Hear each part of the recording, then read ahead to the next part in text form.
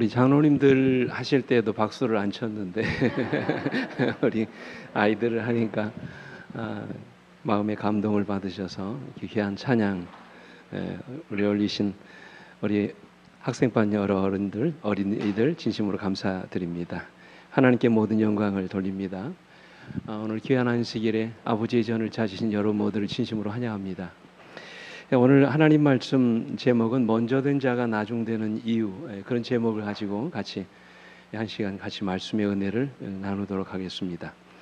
오늘 마태복음 20장 8절부터 16절까지 말씀 우리 함께 교독하시겠습니다. 제가 먼저 읽겠습니다. 저물매 포도원 주인이 청지기에게 이르되 품꾼들을 불러 나중 온 자로부터 시작하여 먼저 온 자까지 삭술 주라 하니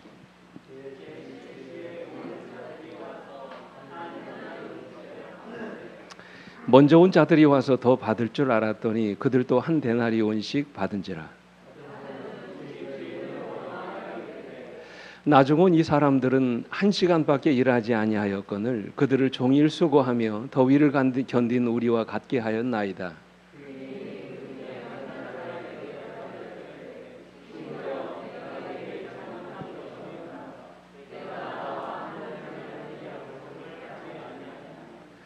내 것이나 가지고 가라. 나중 온 이 사람에게 너와 같이 주는 것이 내 뜻이니라.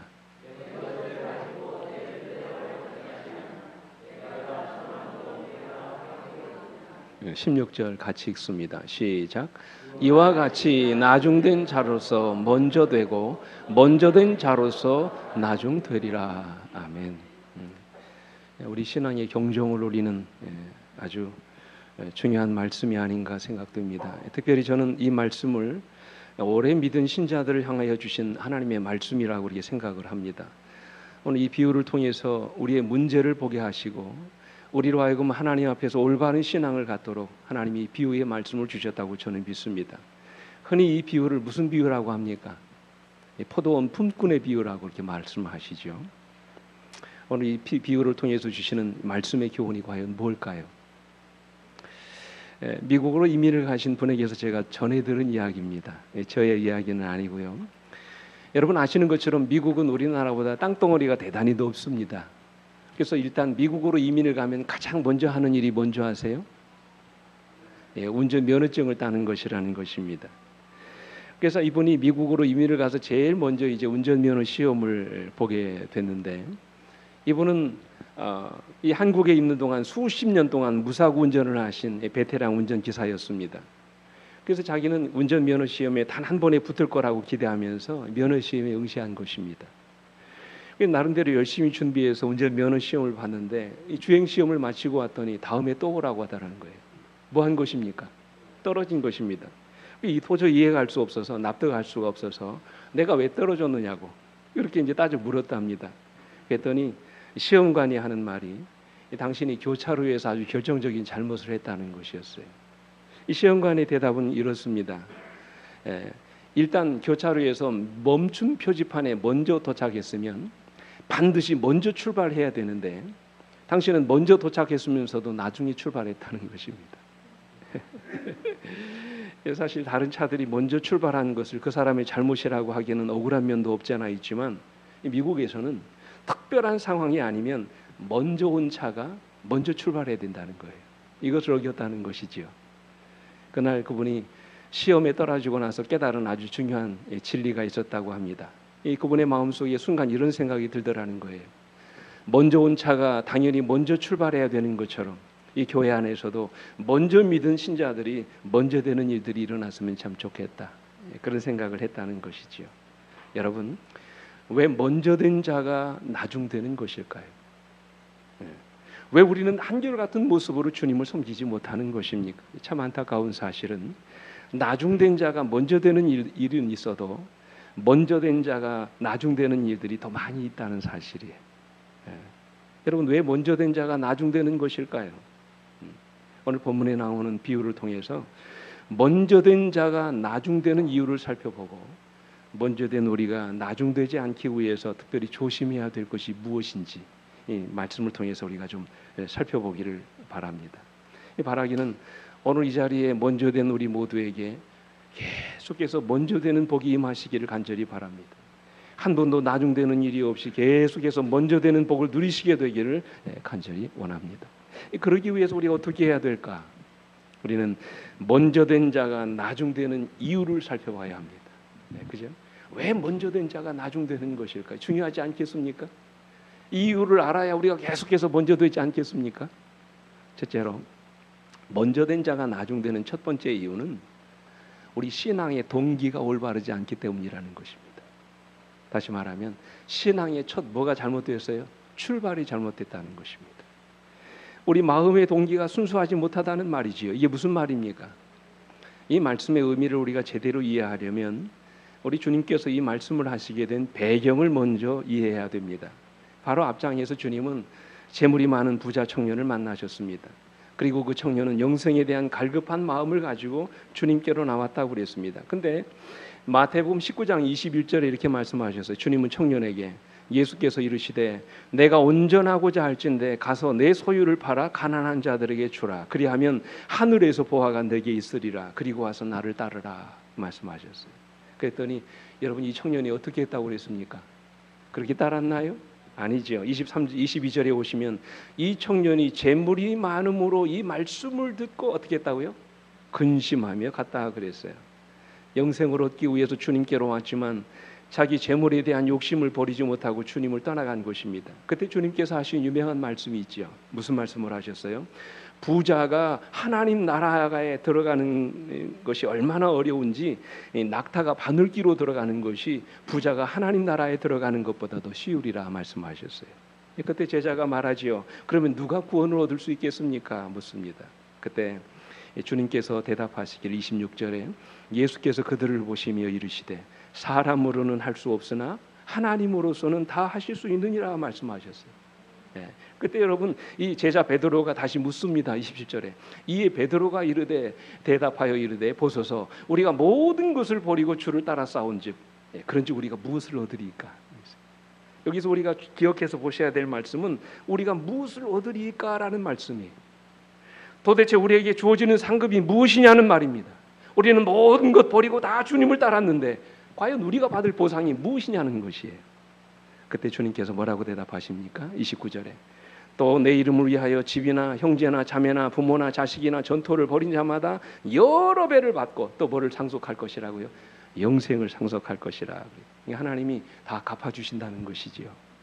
여러분들이 어떤 수고와 헌신을 하시든지 하나님께서는 우리의 모든 헌신에 뭐를 주신다고요? 응답을 주신다고 말씀을 하셨어요. 그러면서 이 마지막 순간에 아주 의미 있는 말씀을 하십니다. 30절 말씀. 우리가 조금 전에 읽었던 말씀과 같은 말씀이죠. 그러나 먼저 된 자로서 나중되고 나중된 자로서 먼저 될 자가 뭐 하느냐?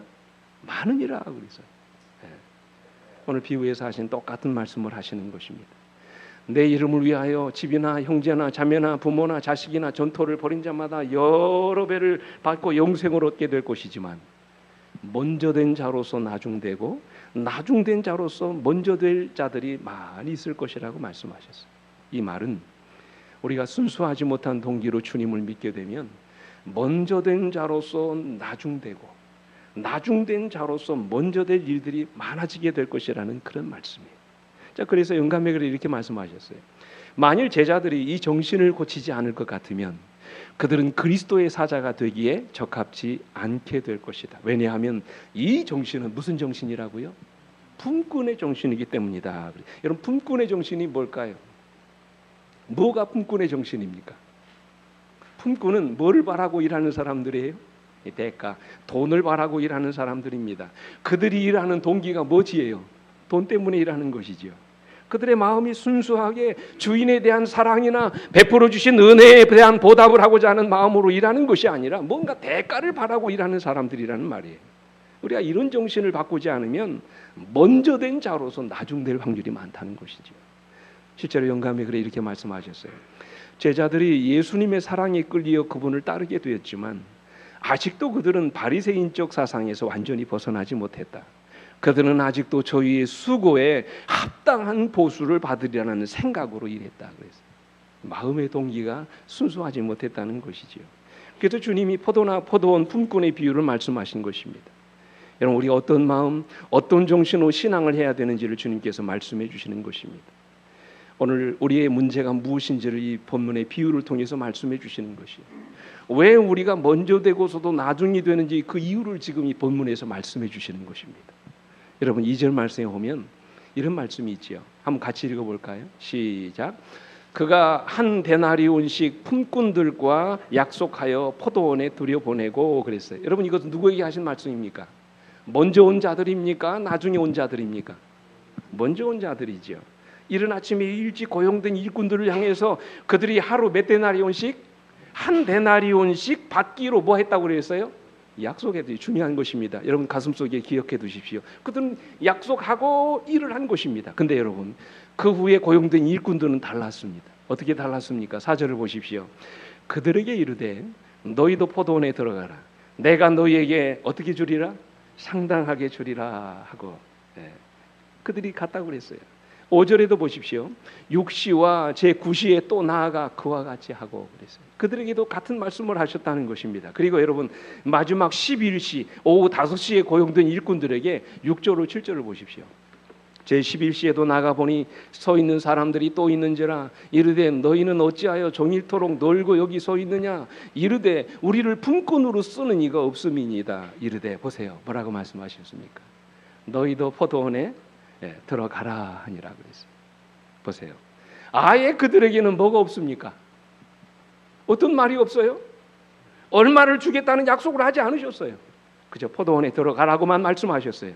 내가 너희들에게 어떤 보상을 하겠다는 아무런 말씀도 하지 않으셨어요. 그럼에도 불구하고 그들은 주인의 포도원에 들어가서 열심히 일을 했다고 했어요. 차이가 무엇입니까? 영감이 그래 이렇게 말씀하셨어요. 이른 아침에 고용된 자들은 보세요, 일정한 품삯을 정하고 일을 했다. 이해되시죠? 그렇습니까? 일정한 품삯을 정하고 일을 했다. 그 후로 고용된 자들은 품삯을 집주인의 처분에 맡겼다고 그랬어요. 이 차이라는 것입니다. 한마디로 말해서 그들은 돈 때문에 일한 사람들이 아니었다는 말씀이에요. 물론 돈에 대한 욕심이 전혀 없는 것은 아니었을 것입니다. 가족의 생계가 걸린 일이었기 때문에 그들이 일한 대가를 받으려는 마음이 그들의 마음 가운데도 있었을 것입니다. 그러나 여러분, 그들은 그들이 받을 품삯을 집주인의 뭐에 맡겼다고요? 처분에 맡겼다고 그랬어요. 얼마를 주시든지 상관하지 않았다는 말씀이에요. 다시 말해서 그들이 일한 동기가 달랐다는 말씀이에요. 지금 주님께서 이것을 말씀하시는 것입니다. 그들은 단지 보수 때문에 일한 사람들이 아니었다는 말씀이에요. 그래서 그들은 얼마를 주시든지 상관하지 않았다고 그랬어요. 그저 고마울 따름이지요. 그들이 일한 시간이 너무도 짧았기 때문에 온전한 품삯을 받을 자격이 없다고 생각한 것입니다. 그저 자신들을 일꾼으로 불러주신 것에 대해서 감사하는 마음으로 그들이 일을 했던 것입니다. 하루를 공치고 빈손으로 돌아갈 수밖에 없는 그들에게 그저 한 시간만이라도 일할 수 있는 기회를 주신 것에 대해서 그들은 감사하는 마음으로 일을 했던 것입니다. 특별히 11시, 이 오후 5시에 온 사람들이 그 마음이 더 컸을 것입니다. 그러니 여러분, 일하는 동안 그들의 마음이 얼마나 감사로 가득 찼겠습니까? 얼마를 주시든지 상관하지 않았습니다. 그저 포도원 주인이 베풀어 주신 은혜에 보답하고자 하는 마음, 그저 감사하는 마음으로 일을 했던 것입니다. 그래서 영감의 글에 이렇게 말씀하셨어요. 하나님께서 가치 있게 보시는 것은 우리가 한 일의 양이나 눈에 보이는 결과가 아니라 그 일을 한보다 정신이다 그랬어요. 그렇다면 여러분, 우리가 어떤 마음으로 일해야 될까요? 오늘 주님을 믿는 여러분과 저의 마음의 동기가 어떠해야 된다고 생각하십니까? 영감을 이렇게 말씀하십니다. 주님께서는 우리가 받을 보수의 다소를 생각지 말고 그분을 신뢰하기를 바라신다. 그리스도께서 우리 안에 거하실 때에는 보수에 대한 생각이 가장 큰 문제가 되지 않을 것이며 그것이 우리의 봉사를 촉진시키는 동기가 되지 않을 것이다. 돈 때문에, 복을 주시기 때문에, 세상에서 잘되게 해주시기 때문에 우리가 하나님을 믿는 것이 아니라는 말씀이지요. 그죠? 이어지는 말씀 보십시오. 물론 2차적인 의미로는 보상받을 것을 바라보아야 한다는 것도 사실이다. 하나님께서는 우리에게 약속하신 당신의 축복을 감사하게 생각하기를 원하신다. 그러나 그분은 우리가 보상받는 일에 열중하거나 우리가 행하는 의무에 대해 모두 다 보수를 받아야 한다는 생각을 갖지 않기를 원하신다 그랬어요. 여러분, 그렇지 않습니까? 예수 믿는다고 다 복 받는 것 아니잖아요. 예수 믿는다고 세상에서 다 잘 되는 것 아니지 않습니까? 예수 믿는 것 때문에 세상에서 부자 되고 부귀영화 누리는 거 아니지 않습니까? 그렇지 않을 수도 있다는 사실이에요. 그것이 우리가 예수를 믿는 근본적인 마음의 동기가 되어서는 안 된다는 것이지요. 그렇다면 어떤 동기로 일해야 합니까? 이어지는 말씀 보십시오. 우리는 보상을 받기 위해서 너무 조급하게 행하지 말 것이며 보수의 여하를 막론하고 옳다고 생각하는 일을 해야 한다. 그러면서 이렇게 말씀하죠. 하나님과 동포들에 대한 사랑이 우리의 행동의 동기가 되어야 한다. 그랬어요. 그렇지 않으면 우리는 먼저 된 자로서 나중될 가능성이 많다는 것이지요. 한마디로 말해서 마음의 동기가 올바르지 않으면 우리가 아무리 오랫동안 예수를 믿고 신앙을 해도 나중될 가능성이 많다는 것입니다.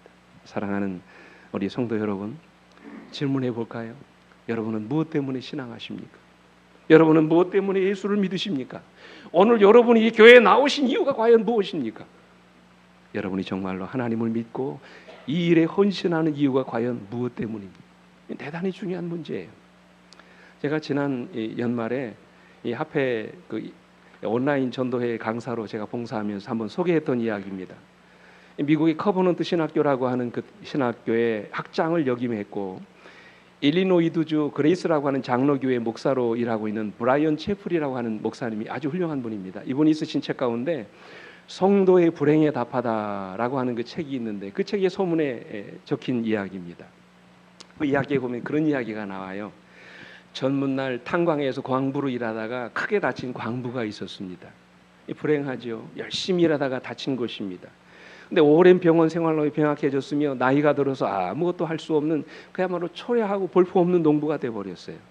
그의 동료들은 결혼을 하고 가정을 꾸미고 손자 손녀들을 얻는 것을 지켜보았습니다. 그는 자기가 일하던 회사에서 적절한 보상도 받지 못한 채 정말로 빈궁하고 비참한 인생을 살아가고 있었습니다. 근데 그럼에도 불구하고 그는 하나님을 아주 신실하게 믿고 고통 가운데서 병약한 병상에 누워서 그의 몸져 누우면서도 하얀 백발의 나이가 될 때까지 한 번도 하나님을 원망하거나 불평하지 않았습니다. 그래서 어떤 한 젊은이가 그 어른을 찾아와서 물었습니다. 나는 어르신이 하나님을 믿을 뿐만 아니라 어르신을 향한 하나님의 사랑을 조금도 의심하지 않으신다고 제가 들었습니다. 이 모든 불행이 일어났는데도 어떻게 어르신이 하나님을 믿을 수 있습니까? 하나님 원망스럽지 않으세요? 이렇게 물었어요. 그랬더니 이 노인이 입가에 미소를 머금고 이런 말을 했습니다. 물론 의심하던 시절도 있었다네. 때로는 사탄이 이렇게 무너져가는 집에 들어와 나를 불렀네. 사탄은 내 침대 곁에 지금 자네가 있는 바로 그 곁에 앉아서 나에게 말했네. 그 창문 너머로 한때 나와 함께 일했던 동료들이 여전히 건강한 모습을 한 것을 보여주면서 물었다니 예수님이 당신을 사랑한다고 믿는가? 이어서 사단은 나의 누추한 방안을 둘러보게 하고는 내 친구들의 멋진 집들을 보여주면서 다시 물었네. 예수님이 당신을 사랑하시는가? 끝으로 사탄은 내 친구가 손자, 손녀들을 거느리고 있는 모습을 보여주었다니 그 친구는 내가 가지지 못한 모든 것들을 다 가지고 있었. 사탄은 내 눈에서 눈물이 흐를 때까지 기다렸다가 내 귀에다 대고 이렇게 속삭였네. 이래도 예수님이 당신을 사랑하신다고 믿는가? 그러자 이 젊은이가 노인에게 물었습니다. 사탄이 그렇게 질문할 때 어르신은 뭐라고 대답하셨습니까? 궁금했지요. 그때 노인이 이렇게 대답을 하더라는 것이죠. 나는 사단의 손을 잡고서 갈보리라는 머나먼 언덕으로 갔네. 거기서 손에 못이 박히고 머리에 가시면류관을 쓴 채 창으로 옆구리를 찔리신 그분을 보여주었다니. 그리고는 사단에게 되물었다네. 보라, 예수님께서 나를 얼마나 사랑하시는지. 제가 이 이야기를 듣고 참 많이 감동을 받았어요. 그죠? 그래서 여러분 하박국 선지자가 이런 말을 하잖아요. 비록 무화과 나무가 무성하지 못하며 포도나무에 열매가 없으며 감람나무에 소출이 없으며 밭에 먹을 것이 없으며 우리의 양이 없으며 외양간에 소가 없을지라도 18절 나는 여호와로 말미암아 즐거워하며 나의 구원의 하나님으로 말미암아 기뻐하리로다. 사랑하는 성도 여러분, 먼저 된 자로서 항상 먼저 되기를 원하십니까? 그렇다면 먼저 우리가 하나님을 믿는 신앙의 동기를 분명히 하시게 되기를 간절히 바랍니다. 대가를 바라고 무엇인가를 얻기 위해서 신앙을 하는 것이 아니라 그저 우리에게 베풀어 주신 하나님의 은혜가 너무나도 크고 감사해서 그 사랑에 감동해서 하나님을 믿고 섬길 수 있는 여러분과 제가 되기를 간절히 바랍니다. 나에게 주어지는 것이 아무것도 없을지라도 나를 구원해 주시고 영원한 생명을 주신 하나님의 은혜에 감사함으로 하나님을 섬기시는 우리 모두가 되길 간절히 바랍니다. 죄로 죽을 수밖에 없는 우리를 사랑하셔서 십자가에서 당신의 생명을 버리시면서까지 우리에게 영원한 생명을 주신 그 십자가의 사랑이 오늘도 여러분과 저를 하나님의 자녀로 살아가게 하는 그런 동기가 되어지길 간절히 바랍니다. 이것이 우리가 주님을 믿는 동기가 되어야 한다는 것이지요. 그렇지 않으면 우리는 언제든지 나중될 수 있다는 사실을 기억하셔야 합니다. 그래서 우리가 나중되지 않으려면 우리가 신앙하는 뭐가요? 동기가 올바라야 합니다. 그죠? 둘째로 먼저 된 자로서 나중되는 두 번째 이유는 내가 받은 은혜를 자꾸 망각하기 때문에 그렇습니다. 내가 받은 은혜가 얼마나 큰지를 잊어버리고 살기 때문에 그래요. 우리 마음속에 하나님의 은혜에 대한 기억이 사라져버리는 순간 뭐가 나옵니까? 원망과 불평이 생기기 시작합니다. 혼자 있을 때는 모든 것이 감사한데, 그죠? 근데 주변에 있는 사람들과 비교해서 내 자신이 아무것도 없다고 느껴질 때 내 인생이 불행해지기 시작하다는 것이죠. 그리고는 원망하고 불평합니다. 여러분 한번 생각해 보십시오. 만약에 이른 아침에 온 품꾼들이 여러분 보세요. 처음부터 포도원 주인에게 불평했을까요? 아니죠. 아마도 그들은 처음에 포도원 주인의 포도밭에 들어가서 일하게 된 것을 대단히 감사하게 생각했을 것입니다. 이른 아침부터 자신들을 포도원 품꾼으로 불러주신 것에 대해서 감사하는 마음이 그 마음 가운데 있었을 것입니다. 그런데 여러분 시간이 지나면서 가만히 보니까 자기들만 포도원에 들어와서 일하는 것이 아니었어요. 또 다른 사람들이 있더라는 것이지요. 성경에 보니까 주인이 3시인 9시에 나가서 또 다른 품꾼들을 데리고 옵니다. 6시인 12시에 나가서 들어옵니다. 9시인 오후 3시에 나가서 또 품꾼들을 데리고 옵니다. 그리고는 하루 일과가 거의 끝마치기 1시간 전인 11시, 오후 5시에 나가서 또 다른 품꾼들을 데리고 일하러 오는 것입니다. 여러분이 만약 이른 아침에 온 품꾼이었다면 무슨 생각이 들었을 것일까요? 왜 포도원 주인이 품꾼들을 계속해서 데리고 오는 것일까? 우리들만으로는 포도원 일을 다 할 수 없기 때문이니까, 그죠? 우리보다 더 늦은 시간에 들어오는 사람들은 과연 무엇일까? 일꾼들의 숫자가 늘어나면서 그들 마음속에 자리 잡고 있던 감사와 고마운 마음들이 조금씩 사라지기 시작했어요. 그러다가 언제 그들의 불만이 폭발합니까? 언제요? 뭐 할 때? 마지막 임금을 줄 때였습니다. 만약에 저 혼자 그런 생각을 했어요. 포도원 주인이 그날 먼저 온 일꾼부터 품삯을 계산해주고 보냈더라면 아마 이런 불평과 원망은 없었을 것입니다. 그런데 포도원 주인이 품삯을 주는데 누구부터 줍니까? 맨 나중에 온 사람부터 주는 거예요. 얼마를 주었습니까? 9절 말씀에 오시면 이렇게 말씀. 제 11시에 온 자들이 와서 얼마를 받았다고요? 한 데나리온씩을 받아. 여러분 한 데나리온이 어떤 돈입니까? 로마 은전인데 한 데나리온은 하루 온종일 일한 사람들에게 주는 품삯이었습니다. 오전 6시부터 오후 6시까지 12시간 일한 사람들에게 주는 품삯이 몇 데나리온이에요? 한 데나리온인 것입니다. 그런데 여러분 딱 1시간 와가지고 일한 그 품꾼들에게 이 주인이 몇 데나리온을 줬어요? 하루치 품삯을 다 준 것입니다. 여러분 포도원 주인이 그렇게 품삯을 주는 것을 본 이 사람들이 무슨 생각을 했겠습니까? 참 주인이 뭐하다? 참 사람이 마음이 후하다. 그러면서 그 마음속에 어떤 생각이 들었을까요? 그렇다면 1시간 일하고 한 데나리온 받았으면 하루 온종일 일한 사람은 얼마나 받을까? 그런 기대가 아니겠습니까? 그래서 10절에 보면 먼저 온 자들이 와서 어떻게 알았다고요? 더 받을 줄 알았더니 그랬어요. 더 줄 줄 알았는데 결국 주는 걸 보니까 뭐 하더라는 거예요? 똑같이 한 데나리온이더라는 것이죠. 그들의 기대가 무너진 것입니다. 하루 온종일 일한 그들에게도 똑같이 한 데나리온을 준 것입니다. 그래서 그들이 포도원 주인을 원망하게 되었다고 그래요. 뭐라고 원망합니까? 12절 말씀 보십시오. 나중 온 이 사람들은 1시간밖에 일하지 아니하였거늘 그들을 온종일 수고하고 더위를 견딘 우리와 같게 하였나이까. 이 불공평하다는 것이지요. 어떻게 일한 시간이 1시간밖에 안 되는데 그런 사람들하고 우리를 똑같이 품삯을 줄 수 있느냐는 것이죠. 억울하다는 것입니다. 이럴 수 없다는 것입니다. 그들 순간 그들이 받은 은혜는 어디론가 사라져버리고 하루 종일 포도원에서 일한 그들의 수고와 희생만 보이기 시작합니다. 우리가 어떻게 일했는데 왜 우리를 이렇게 대우하는지 모르겠다고 불평하기 시작하는 것입니다. 여러분 왜 우리가 그렇게 자주 하나님을 원망하고 불평하는 줄 아세요? 우리가 받은 은혜가 작기 때문이 아닙니다. 내가 받은 축복이 빈약하기 때문도 아닙니다. 내가 받은 은총이 보잘것없기 때문도 아닙니다. 우리가 원망하고 불평하는 더 중요한 이유는 우리가 받은 은혜를 우리가 너무나도 자주 잊어버리기 때문에 그래요. 뭐 하면서? 다른 사람과 비교하는 순간부터 그가들이 받은 은혜에 비해서 내가 받은 은혜가 너무나도 작다고 생각하기 때문에 그렇습니다. 그 순간부터 우리 마음에 감사와 기쁨이 사라지고 원망과 불평이 자리 잡게 되는 것입니다. 그럼 뭐 여러분 인생이 불행해지지 않기를 원하신다면 비교하지 마시기 바랍니다. 그저 내가 받은 은혜, 내가 가지고 있는 은혜에 대하여 늘 감사하며 자족하시게 되기를 간절히 바랍니다.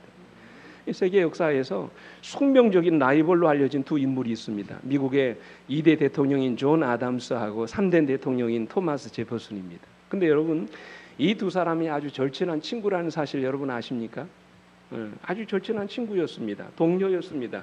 그는 같은 정치가로서 혹은 외교관으로서 헌법의 기초위원으로서 오랫동안 같이 활동하고 같이 이렇게 봉사했던 사람이었어요. 근데 여러분, 이 두 사람 사이에는 항상 팽팽한 긴장감, 경쟁심이 있다는 것이에요. 오랫동안 같은 동료로, 정치가로, 친구로 그렇게 살았지만 이 두 사람 사이에는 언제나 이 팽팽한 긴장감, 경쟁심이 있었다는 것입니다. 그러나 아담스는 자신이 먼저 대통령이 됐음에도 불구하고 항상 그의 마음속에는 자신이 제퍼슨보다 못하다는 생각을 갖고 살았다는 거예요. 그래서 아담스가 죽으면서 한 유명한 말이 있잖아요. 아담스가 먼저 죽었는데 이 아담스가 죽으면서 하는 그 유명한 말이 있습니다. 아직도 제퍼슨은 죽지 않았는데. 그런데 죽었다는 것이에요. 바로 이것입니다, 여러분. 여러분, 왜 우리가 불행해지는지 아세요? 비교하기 때문이지요.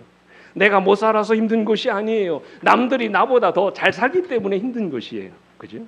나 혼자 있으면 모든 것이 감사할 것밖에 없어요. 그러나 내 옆에 있는 사람이 잘 되는 것을 보면 배가 아프더라는 것이지요. 왜 우리가 그렇게도 자주 하나님을 원망하고 불평하는지 아십니까? 왜 우리가 그렇게도 자주 신앙의 기쁨과 감격을 잃어버리게 되는지 아십니까? 내가 받은 은혜는 잊어버리고 자꾸 다른 사람과 뭐 하기 때문에 그래요? 비교하기 때문에 그렇습니다. 그래서 만족하지 못하는 것입니다. 그래서 내가 받은 은혜를 자주 잊어버리고 사는 것입니다. 어느 날 한 벙어리가 열심히 하나님께 기도했습니다. 뭐라고 기도했는 줄 아세요? 하나님, 내 입을 열어주시면 내가 죽는 날까지 목청 터지도록 감사 찬송을 부르고 평생 전도하며 살겠습니다. 그렇게 기도했습니다.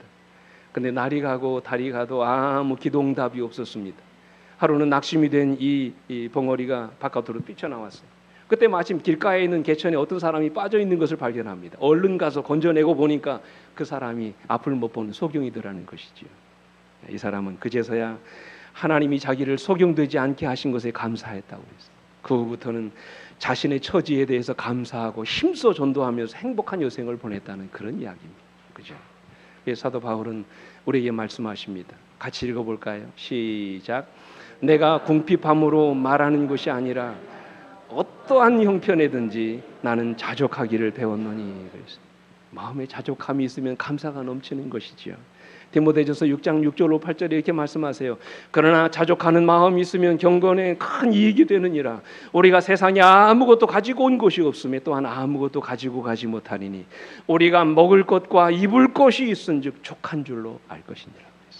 사랑하는 우리 성도 여러분, 먼저 된 자로서 항상 먼저 된 삶을 살아가기를 원하십니까?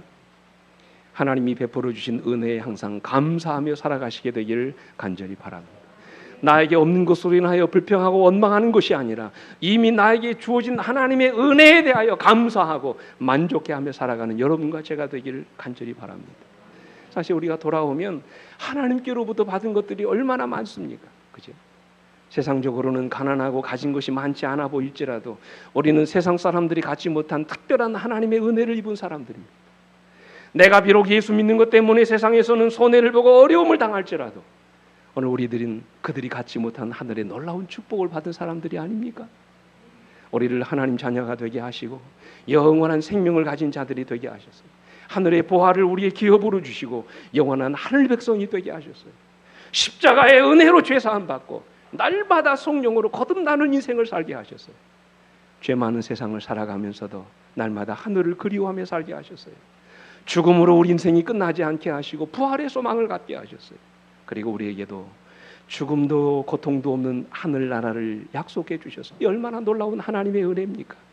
우리가 이런 은혜를 잊어버리면 결국 우리는 먼저 된 자로서 나중될 수밖에 없다는 사실을 말씀하고 계시는 것입니다. 그러므로 우리가 받은 은혜를 결코 잊어버리지 않게 되시길 간절히 바랍니다.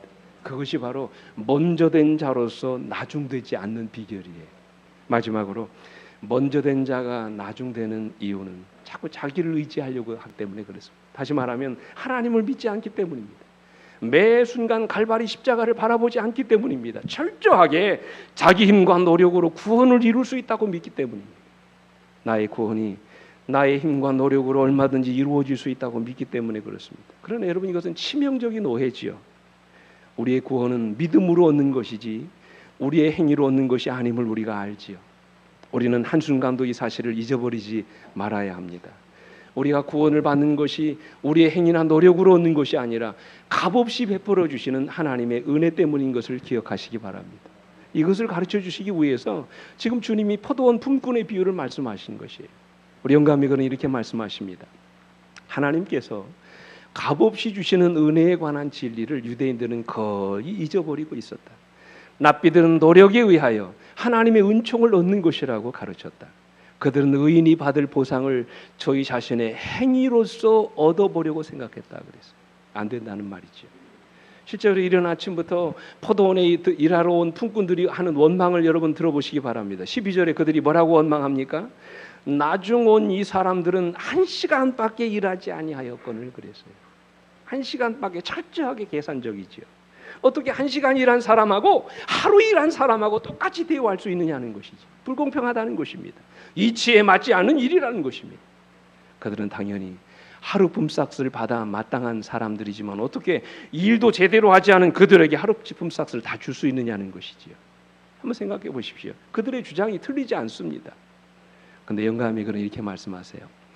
집주인이 자기 포도원에서 일한 일꾼들을 취급한 방법은 하나님께서 인류를 취급하시는 방법을 나타낸다. 이 방법은 한간에 널리 퍼져 있는 사람들의 관습과는 달랐다. 이 세상 사업에서는 일한 분량에 따라 보수를 준다. 품꾼들도 자기가 일한 만큼의 삭스를 받을 줄로 기대한다. 그러나 이 비유에서 그리스도께서는 이 세상 나라가 아닌 당시의 나라의 원칙을 설명하고 계셨다 그랬어요. 그렇다면 여러분, 하나님 나라의 원칙이 무엇입니까? 이 세상의 원칙은 뭐예요? 일한 만큼 보수를 받는 것이에요. 그렇지 않습니까? 그렇다면 이 하나님 나라의 원칙이 무엇입니까?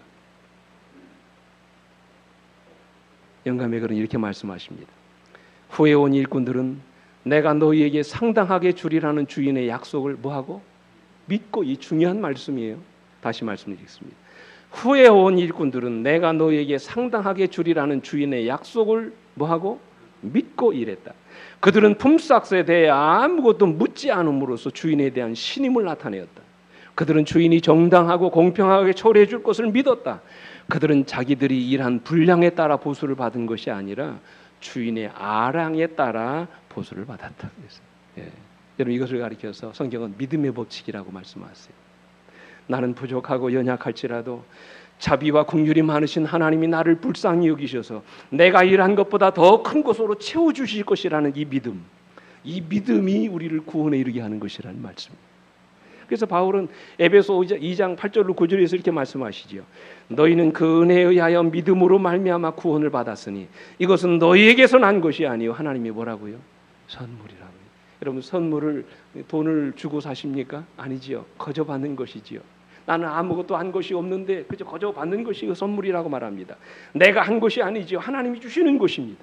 내 힘과 노력으로 이루어지는 것이 아니라 하나님이 나에게 선물로 주시는 것이에요. 그것이 구원이라는 말씀이에요. 값없이 우리를 의롭다고 인정해 주시는 것입니다. 그래서 우리가 구원을 받는 것이지요. 먼저 온 품꾼들과 나중에 온 품꾼들의 차이가 뭡니까? 여러분, 이 말씀을 이제 정리하면서 한번 생각해 보십시오. 먼저 온 품꾼들과 나중에 온 품꾼들의 차이가 뭡니까? 가장 근본적인 차이가 뭐예요? 먼저 온 품꾼들은 그들이 받은 한 데나리온을 그들이 일한 대가라고 생각했어요. 그러나 여러분, 나중에 온 품꾼들은 그들이 받은 이 한 데나리온을 대가라고 생각하지 않았어요. 그것은 포도원 주인이 그들에게 베풀어준 은혜라고 생각을 했어요. 자신들은 그 한 데나리온을 받을 자격이 없지만 긍휼이 풍성하신 주인이 그들에게 값없이 선물로 그들에게 은혜를 베풀어준 것이라고 믿었습니다. 그래서 영감의 글은 이렇게 말씀하십니다. 이와 같이 하나님께서는 우리가 경건치 않은 자를 의롭다 하시는 그분을 뭐 하기를 원하신다? 의지하기를 바라신다. 그분의 보수는 우리의 공로에 따라 주시는 것이 아니라 우리 주 그리스도 예수 안에서 정하신 당신의 뜻을 따라 주시는 것이다. 우리를 구원하시되 우리의 행한 바 의로운 행위로 말미암지 아니하고 오직 그의 긍휼하심을 쫓아 하신다 그랬어요. 여러분, 적어도 우리에게 이런 믿음이 있어야 된다는 말씀이죠. 그런 믿음을 가진 사람들에게 하나님이 값없이 선물로 주시는 것이 바로 구원입니다. 얼마나 감사합니까? 그죠? 일하면서도 피곤하지 않습니다. 안식일을 지키면서도 기쁨이 충만합니다. 11조를 드리면서도 아깝지 않습니다. 그저 베풀어 주신 은혜에 감사할 따름이지. 신앙생활이 행복합니다. 감사와 기쁨이 충만합니다. 부족한 사람에게 자비를 베풀어 주신 하나님의 은혜에 날마다 감격하고 살아가는 것. 더 드리지 못해서 항상 죄송할 따름이지요. 그러나 먼저 온 품꾼들은 어떻습니까? 당연히 받을 것을 받았다고 생각하는 것이지요. 자기들의 노력과 희생으로 얻은 것이라고 생각합니다. 거기에는 아무런 감사도 기쁨도 없습니다. 그들이 받은 은혜에 대해서 감사하기보다는 원망과 불평만 늘어놓습니다. 신앙생활이 행복하지 않습니다. 순종하면서도 즐겁지가 않아요. 억지로 하는 것이기 때문에 그래요. 대가를 바라고 하는 것이기 때문에 그렇습니다. 결국에는 먼저 된 자로서 나중될 수밖에 없다는 것이지요. 이처럼 우리의 신앙에 하나님의 은혜가 빠지면 오늘 우리는 나중될 수밖에 없다는 사실을 기억하시기 바랍니다. 그러므로 우리는 매 순간 하나님의 은혜를 의지하고 살아가야 합니다. 그래야 기쁨이 있지요. 그래야 신앙이 행복해지는 것입니다. 마지막으로 한 이야기만 드리고 말씀을 마치겠습니다. 서울대학 음대 교수를 재직하고 있는 이 피아니스트 가운데 박혜선이라고 하는 교수가 있습니다. 이분이 젊은 시절 미국에 유학을 하셨는데 이분이 한 번은 한참 이 피아노를 연습하고 이렇게 유학을 하다가 순간적으로 그런 고민이 들더라는 것입니다. 내가 왜 피아노를 치지? 내가 뭐 때문에 이 일을 해야 될까? 그리고 왜 콩쿠르에 나가야 될까? 이 문제를 고민하기 시작합니다. 평생을 그 일을 했음에도 불구하고 순간적으로 마음속에 의기소침한 마음도 우울증이 찾아온 것입니다. 근데 어느 날 한 친구가 가져온 한국 여성 잡지를 보다가 장애인 남매를 둔 어떤 어머니의 수기를 읽게 됐습니다. 초등학생을 둔 두 아이의 엄마였는데 이 두 아이가 같이 몸도 다 불편하고 장애로 태어난 것입니다. 학교가 어려워가지고 집안이 어려워가지고 학교도 제대로 다니지 못하는 그런 아이들이었습니다.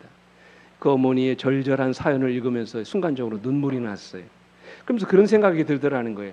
내가 이들을 도울 수 있으면 참 좋을 텐데 어떻게 도울 수 있을까? 그런 생각이 들더라는 거예요. 그래서 그런 생각이 들더라는 것입니다. 만약에 내가 콩쿠르에 나가서 입상을 한다면 이들을 도울 수 있지 않을까? 순간적으로 그런 생각이 들었답니다. 그렇지만 그가 콩쿠르에서 입상한다는 것은 거의 기대할 수 없는 일이었습니다. 너무도 어렵고 힘든 콩쿠르였고 이 백 교수에게는 첫 번째 출전인지라 자신이 없었습니다. 근데 자꾸만 아이들 생각이 떠오르더라는 거예요. 그래서 이분이 7월이 콩쿠르였고 남은 기간이 3개월 정도밖에 남아있지 않지만 모든 것 하나님께 맡기고 기도하면서 이제 콩쿠르를 준비했다는 것입니다. 근데 여러분 어떻게 됐을까요?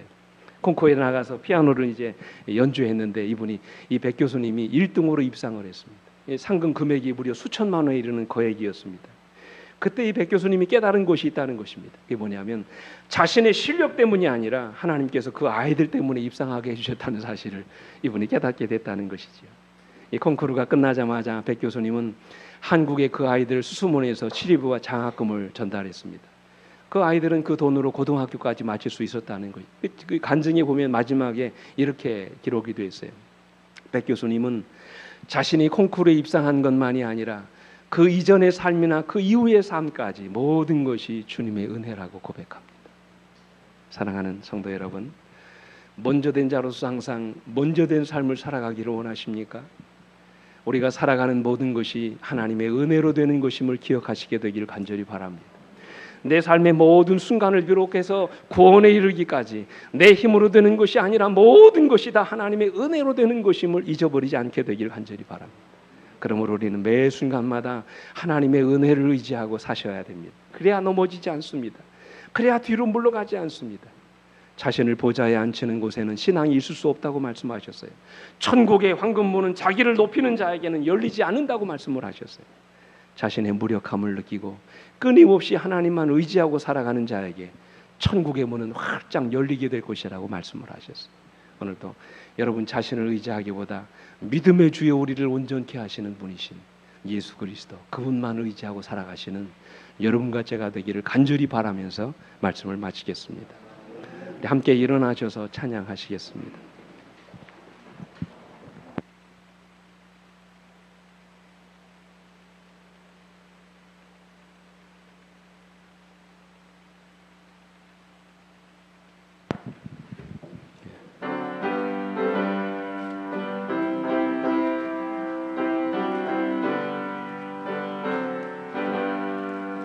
내 영혼 주의 은혜로 죄짐을 벗어버리니 이 슬픔 많은 세상도 기쁨의 천국 되도다.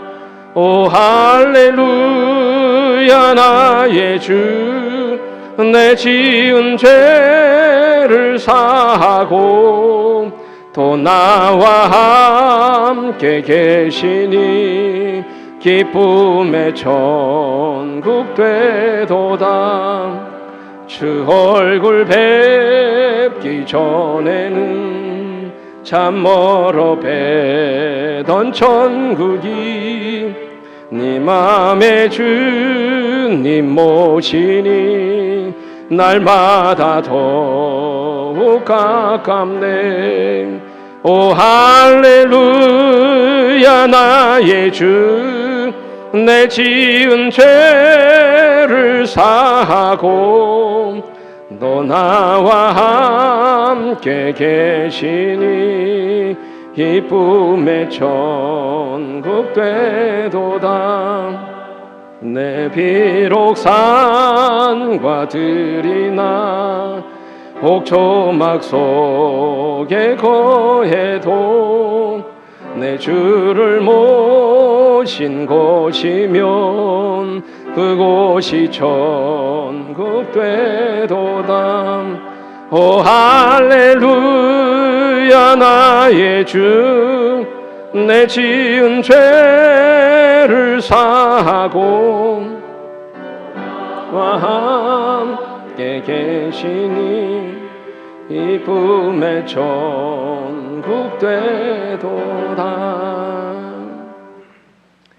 비록 무화과 나무가 무성하지 못하며 포도나무에 열매가 없으며 감람나무에 소출이 없으며 밭에 먹을 것이 없으며 우리의 양이 없으며 외양간에 소가 없을지라도 나는 여호와로 말미암아 즐거워하며 나의 구원의 하나님으로 말미암아 기뻐하리로다. 아버지, 이 사박국 선지자의 고백이 우리 모두의 고백이 되게 해 주시옵소서. 세상에서는 비록 부유하지 못하고 어려움을 만나고 신앙 가운데 고통을 당하는 삶을 산다 할지라도 그러나 나를 구원하신 주님, 나에게 영원한 생명을 주신 주님, 하늘의 영원한 유업으로 우리 모두를 축복하시는 주님을 기억하고 변함없이 주님을 섬기고 사랑할 수 있는 우리 모두가 될 수 있도록 하나님 인도해 주시옵소서. 내가 갖지 못한 것으로 인하여 원망하고 불평하는 것보다는 이미 나에게 주어진 것으로 인하여 하나님께 감사하고 기뻐하는 생애를 살아가도록 하나님께서 우리 모두에게 은총을 옷 입혀 주시옵소서. 이제는 우리 아버지 하나님의 놀라우신 은혜와 그 아들 예수 그리스도의 다함이 없으신 십자가의 사랑과 오늘도 우리를 일으켜 주시고 저 하늘에 가는 순간까지 우리를 붙들어 주시는 성령 하나님의 감화 감동하심이 오늘 이 말씀을 듣고 함께 머리 숙여 기도하는 주의 모든 백성들을 위해 이제로부터 영원토록 언제나 함께해 주시옵기를 우리의 구주이신 예수 그리스도 이름으로 간절히 축원하옵나이다. 아멘.